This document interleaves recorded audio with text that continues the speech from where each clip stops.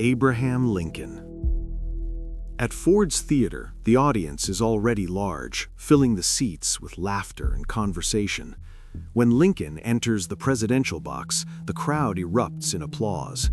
The orchestra plays "Hail to the Chief," and Lincoln bows slightly, asking that the play continue. He settles into his seat beside Mary, joined by two guests.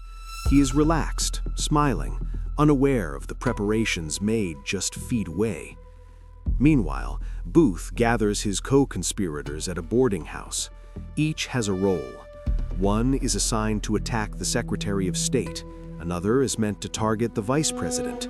Booth himself will take Lincoln. He carries a small pistol, easy to conceal, and a knife as backup. As he leaves, doubt flickers through him for the first time. The plan is precise but fragile. Everything depends on timing. Inside the theater, Booth moves like a ghost. He listens from the wings, tracking the lines of the play. He knows exactly which joke will cause the audience to erupt in laughter, masking the sound of a gunshot. He waits, his nerves tightening with every passing minute. At one point, he steps out to a nearby saloon and drinks whiskey to steady himself. Even that familiar comfort feels insufficient tonight. He reminds himself that history will remember this moment. Fame of a different kind awaits him. When he returns to the theater, the play is nearing its climax. Booth climbs the stairs toward the presidential box. A footman sits outside the door, unarmed. Booth presents himself confidently, offering a calling card. The man recognizes him and steps aside. Booth slips inside, silently bracing the door behind him so no one can enter. Through the spy hole, he sees Lincoln sitting comfortably, leaning forward, fully absorbed in the play. On stage, the actor delivers the line Booth has been waiting for. The audience explodes with laughter. In that instant, Booth raises the pistol and fires. Lincoln collapses forward. For a heartbeat, no one understands what has happened. Mary Lincoln turns in confusion. A guest lunges at Booth, and a brief struggle follows.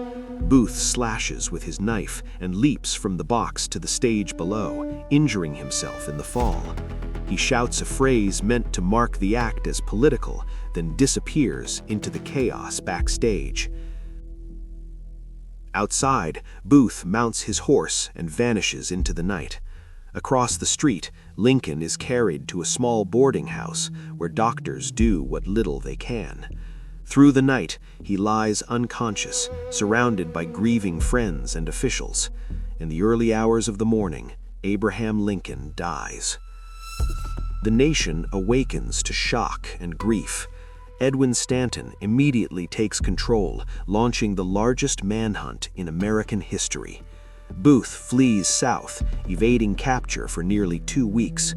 Eventually, he is cornered in a barn in Virginia.